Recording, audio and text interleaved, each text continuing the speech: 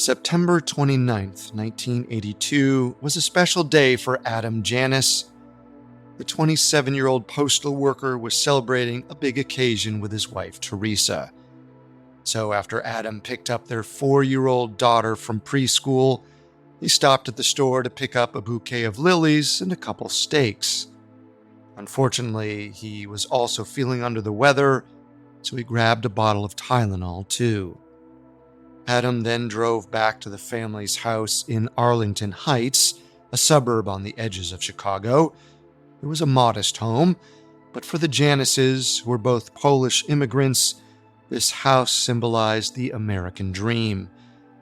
Adam walked inside with his shopping bags, said hello to Teresa, and got their daughter settled in. He probably wanted to feel better for their special night, so he told Teresa that he was going to lie down for a bit, then went into the bathroom to take a couple Tylenol. But as he walked out of the bathroom, Adam started clutching his chest.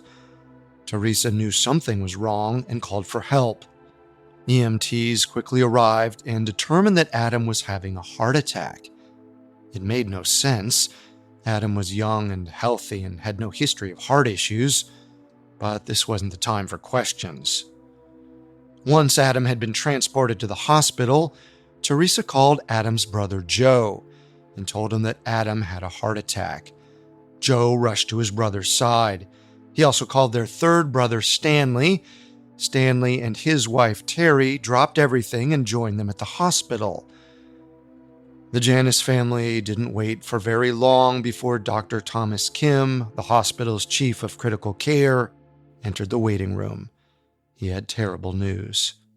Adam was dead. Teresa, Joe, Stanley, and Terry were in disbelief. Adam was only in his 20s and in great shape. He wasn't the kind of person who suffered from sudden cardiac arrest. All they could do now was return to Adam and Teresa's house in Arlington Heights so they could all grieve together. At some point, Stanley excused himself. He went down the hall and into the bathroom. A minute later, he stumbled back into the room where the family was gathered and fell to the ground. He was foaming at the mouth. Joe noticed a cloudy white color in his eyes. Once again, the Janis family called paramedics to the home. The same crew who had responded to Adam's call were dispatched. This time, Fire Lieutenant Chuck Kramer joined them at the scene. As soon as he arrived, a medic told him that they were dealing with the exact same situation as before. Kramer had heard about Adam's call, and he was skeptical that it really was a heart attack. Some of Adam's symptoms, like his chest pain, tracked with cardiac arrest, but others didn't. Adam's breathing had been shallow and rapid, and his eyes were fixed, dilated and non-responsive. Now, Stanley appeared the same way. The entire crew seemed bewildered as one EMT worked to keep Stanley alive. While he worked, Stanley's wife, Terry, cried out for her husband. In her dismay, she clutched Lieutenant Kramer's arm. Suddenly, Terry's screaming stopped and she let go. She let out a small groan, then collapsed. Lieutenant Kramer wasted no time. He shined a light in her eyes. They were fixed and dilated. Whatever this was, it wasn't a heart attack. Just hours after Adam Janis died, Stanley and Terry were loaded into ambulances and rushed to the same hospital. When they arrived, Dr. Kim, the same doctor who tried to save Adam, was on his way out. But when he saw Stanley and Terry on stretchers, he stopped in his tracks. He raced back up to the ICU and told the nurses he wasn't leaving. Dr. Kim couldn't understand why 3 people from the same family, all young and healthy, would suddenly be at death's door. He considered carbon monoxide poisoning or even botulism poisoning, but their symptoms didn't quite align with those possibilities. Still, he didn't want to take any chances. After stabilizing Stanley and Terry, Dr. Kim decided to quarantine everyone who had come in contact with them, including the rest of the family and the medics. He put everyone in a conference room and told medical staff to watch them. No one could leave until he ruled out a virus. Chuck Kramer felt helpless. He was a fire lieutenant. It was in his blood to help people. He figured if he couldn't do anything, he knew someone who could. He picked up the conference room's phone and called his friend Helen Jensen, Arlington Heights' only public health official. Helen was a nurse, and she handled everyone's basic health needs in the suburban enclave. Kramer knew she'd be able to help investigate. When he explained the situation to her, Helen dropped what she was doing and headed over right away. She arrived at the hospital intent on speaking with the only person who had witnessed every moment of mayhem that day, Adam Janis's wife, Teresa. Through a translator, Teresa explained everything. Adam feeling unwell, picking up their daughter, buying flowers and steaks, then taking a couple Tylenol and clutching his chest. Helen knew something unusual must have caused Adam's sudden death, something neither he nor Teresa may have even noticed. She needed to search the Janis's house for clues. Once there, she noted how clean the home was. She walked through and noticed some home-jarred fruits, the lilies Adam had bought, a pot of black coffee, and some cherry juice. She looked through the fridge, and nothing was spoiled. Then Helen went into the bathroom. That's when she spotted a bottle of Tylenol and a receipt from that day. Every bottle had the same amount of pills, and 6 were missing from this one. 2 for Adam, 2 for Stanley, and 2 for Terry. And Helen's assumption was right. When Stanley and Terry arrived at Adam's house earlier that day, they both took some Tylenol, the same Tylenol that Adam took when he returned home from his errands. Helen later said, quote, "I knew it had something to do with this bottle. That was the only thing in common for all 3 of them." She said as much to an investigator from the medical examiner's office, but he didn't think that was it. People took Tylenol every day. Plenty of people had surely taken it that day. That couldn't be it. Fire Lieutenant Chuck Kramer, however, agreed with Helen. He thought she was onto something. It was scary to think, but Tylenol was the only thing that the members of the Janis family had in common. His gut instinct intensified. There was something seriously wrong. Soon, Dr. Kim ruled out a virus, just as Kramer expected, but the danger wasn't over yet. Later that night, Kramer got a call from a fellow fire lieutenant, a man named Phil Capitelli. Phil had heard about the Janis cases on the dispatch radio, and he had some bad news to share with Lieutenant Kramer. That day, Phil had seen another case like the Janises, and the patient was dead.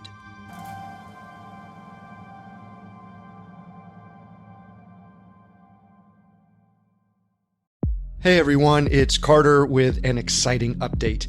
Crime House Studios is launching a new original show called Killer Minds. Hosted by licensed forensic psychologist Dr. Tristan Engels and Crime House's Vanessa Richardson, each episode of Killer Minds features a deep dive into the psychology of a notorious murderer. From infamous serial killers to ruthless cult leaders, deadly exes, and terrifying spree killers. Along with Vanessa's immersive storytelling full of high-stakes twists and turns, Dr. Engels will be providing expert analysis of the people involved. Not just how they killed, but why. Killer Minds is a Crime House Studios original. New episodes drop every Monday and Thursday. Follow wherever you get your podcasts.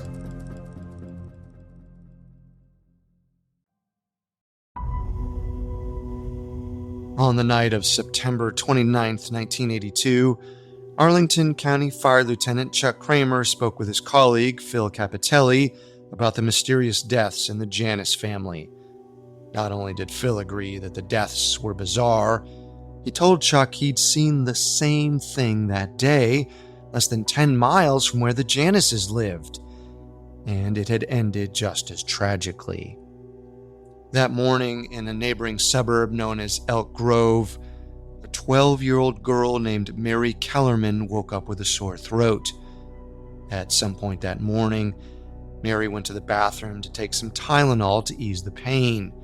Her mother had purchased it just the day before, so Mary was the first one to take a pill from that bottle. Minutes later, her father heard a thump. He ran to the bathroom door and asked Mary if she was okay. She didn't answer. He called her name again, and still nothing. That's when he pushed the door open and found his daughter unconscious on the floor.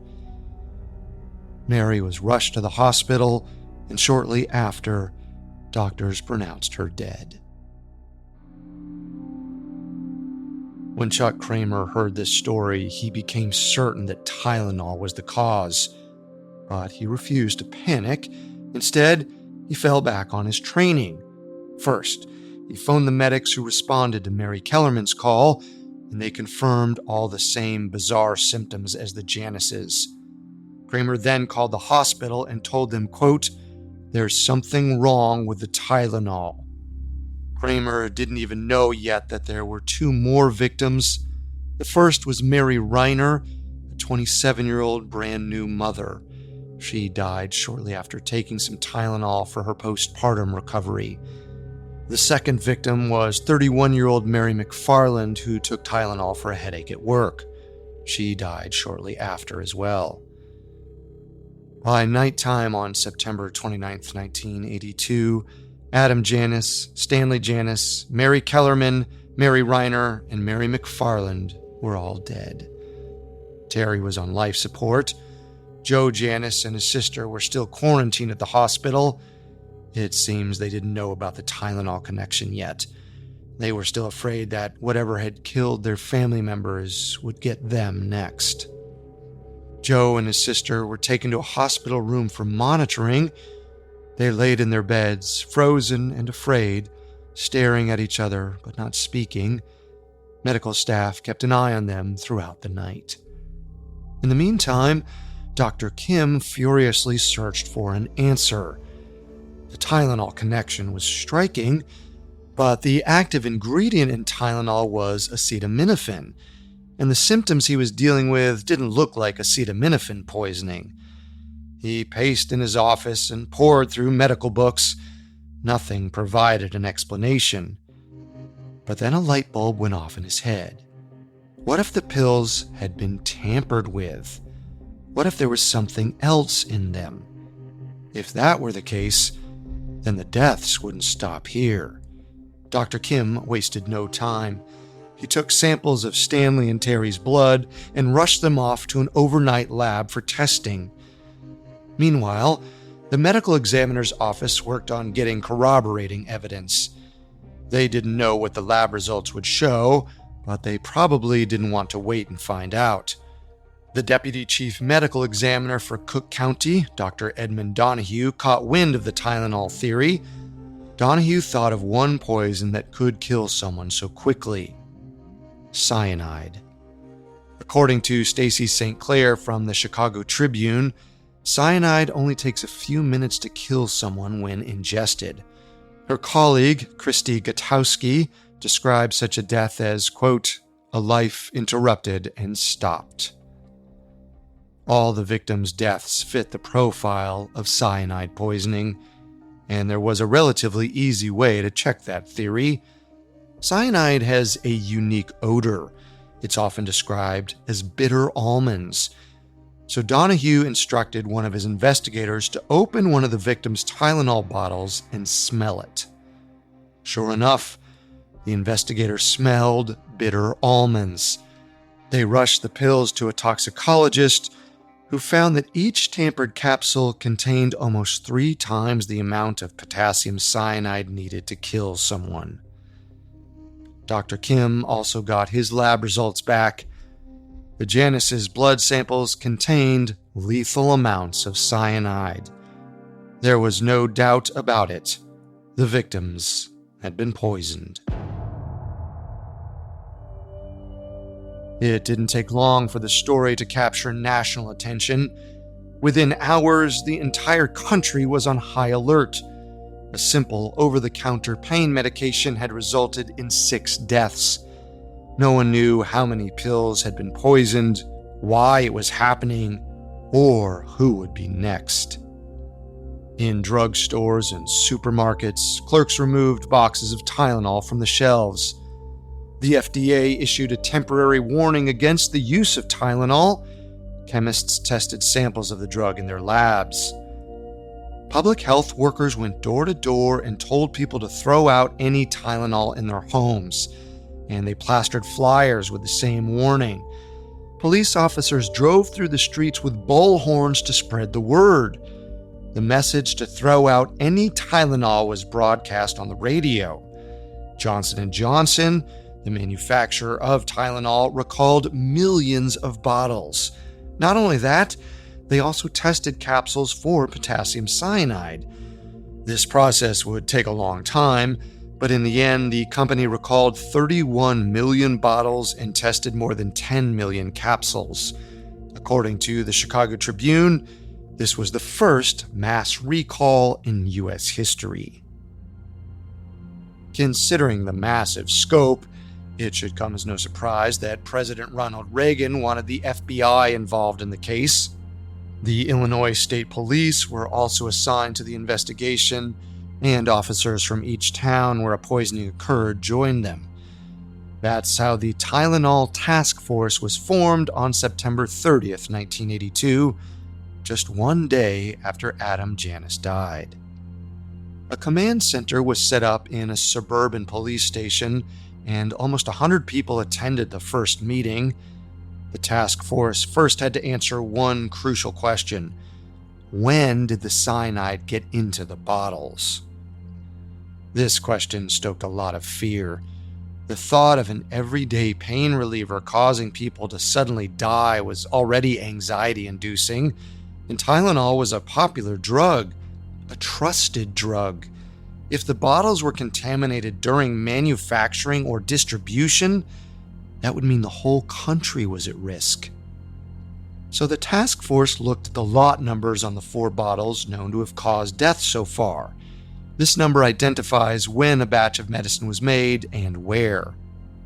The task force found that the bottles came from 2 different factories, one in Texas and one in Pennsylvania. That meant that the contamination did not occur during manufacturing because the pills came from 2 different batches. Next, they looked into each factory's shipping and warehousing. None of the contaminated bottles ever crossed paths. So the contamination couldn't have occurred during the distribution phase either. This was a major revelation. It meant that the pills were tampered with while they sat on store shelves. Keep in mind, this was 1982. Over-the-counter medication was packaged differently then.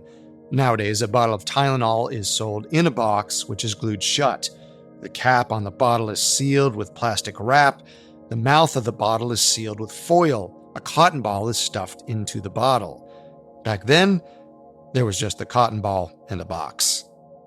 Plus, Tylenol pills used to be made from 2 gelatin half shells with powder inside, as opposed to the solid pills of today, which made them easier to tamper with. So, the good news, the poison capsules were contained to the Chicago area. The bad news, there was at least one more poison bottle out there.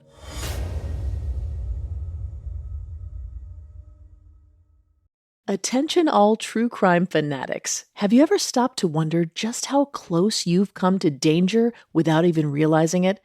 Every single day, we encounter countless people on the street, in the grocery store, at the gym, never truly knowing who they are or what they're capable of. But what if one of those seemingly ordinary people was hiding a dark secret? What if they had done something unthinkable or were planning to? The Minds of Madness is a weekly true crime podcast that dives deep into the criminal psyche, covering the most shocking and disturbing cases you've ever heard of from all over the world. We're talking about ordinary people who do the most unthinkable things. The Minds of Madness examines the psychology of the perpetrators, trying to understand what makes them tick, while interviewing experts in forensic psychology and criminology, as well as survivors who fought for justice. The Minds of Madness is available wherever you get your podcasts, or visit mindsofmadnesspodcast.com for more information. After the shocking revelation that someone in Chicago was poisoning bottles of Tylenol, the entire city was on high alert. But after the first 6 deaths were reported on September 29, 1982, it seemed like maybe the worst had passed.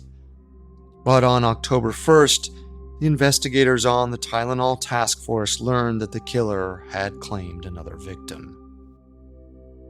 On the night of October 1st, 2 Chicago police detectives, Charlie Ford and Jimmy Gilday, were called to investigate a mysterious death at a high-rise downtown. When Ford and Gilday walked into the lobby, a frantic-looking woman approached them. She introduced herself as Jean Levengood and told the detectives she was the one who'd called them. Ford and Gilday learned that on the night of Wednesday, September 29, 1982, the same day Adam Janus died, Jean was supposed to meet up with her friend, Paula Prince. Jean and Paula were incredibly close. They were both in their mid-30s and worked as flight attendants for United Airlines. They had known each other for 15 years and even lived in the same high-rise.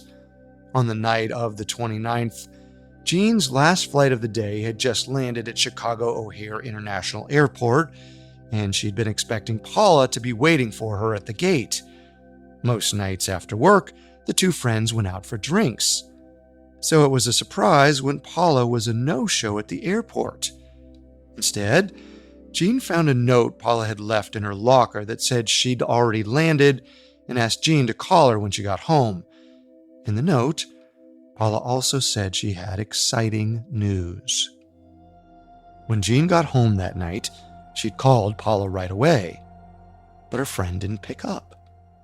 Jean called again, and still no answer. It went on like that for 2 days. Then Jean explained to the detectives that earlier that morning, October 1st, Jean went into work hoping to run into Paula. But Jean's coworkers told her that Paula wasn't there. She hadn't even stopped by to pick up her paycheck. Jean had been really worried. It just wasn't like Paula to go off the radar like that.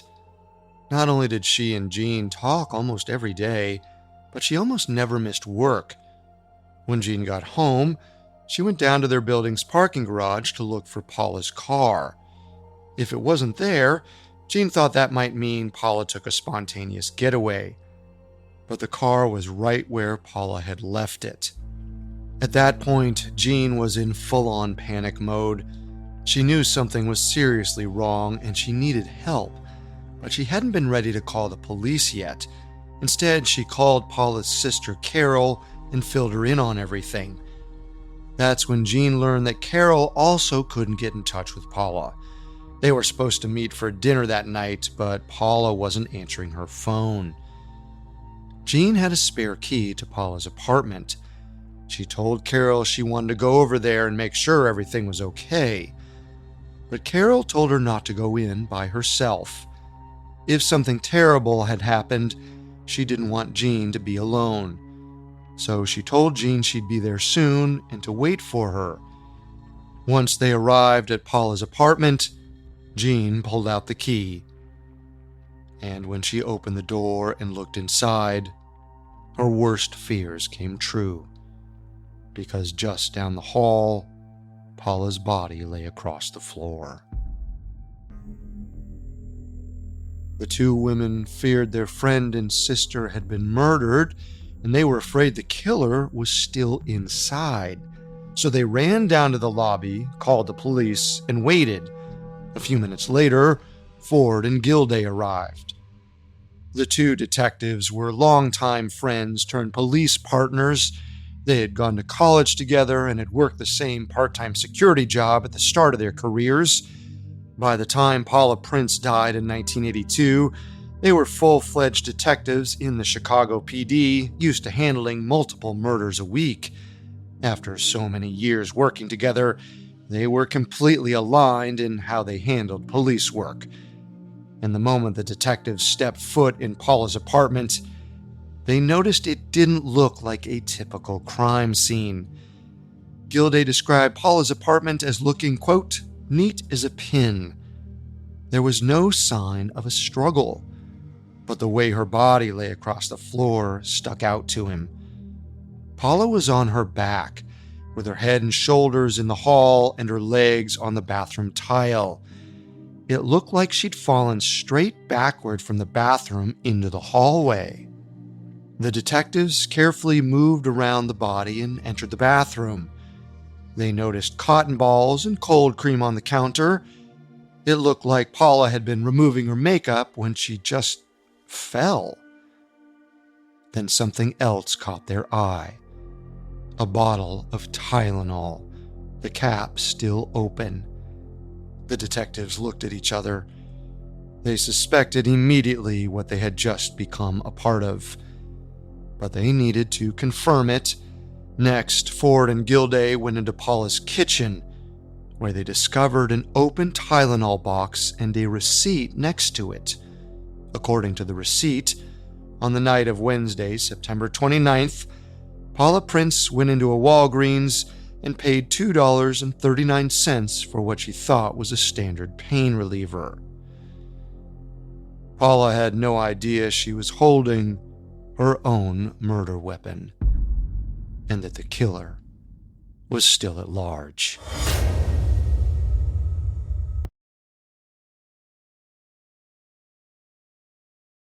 Thanks so much for listening to this special presentation of Murder True Crime Stories.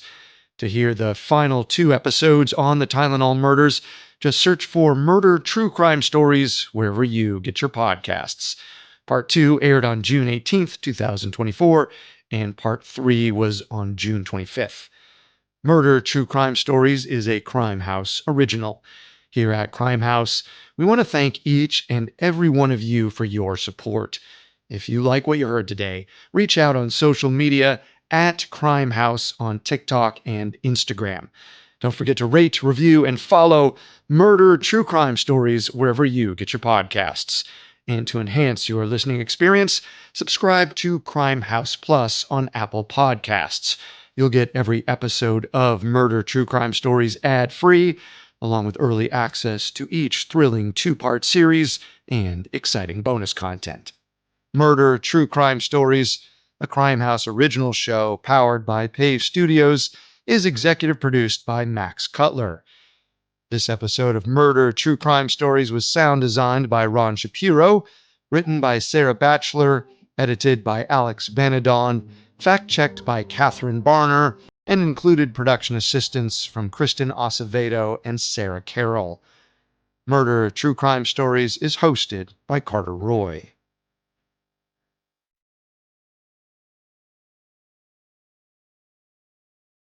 What drives a person to murder? Find out from a licensed forensic psychologist on Killer Minds, a Crime House original podcast. New episodes drop every Monday and Thursday. Follow wherever you get your podcasts.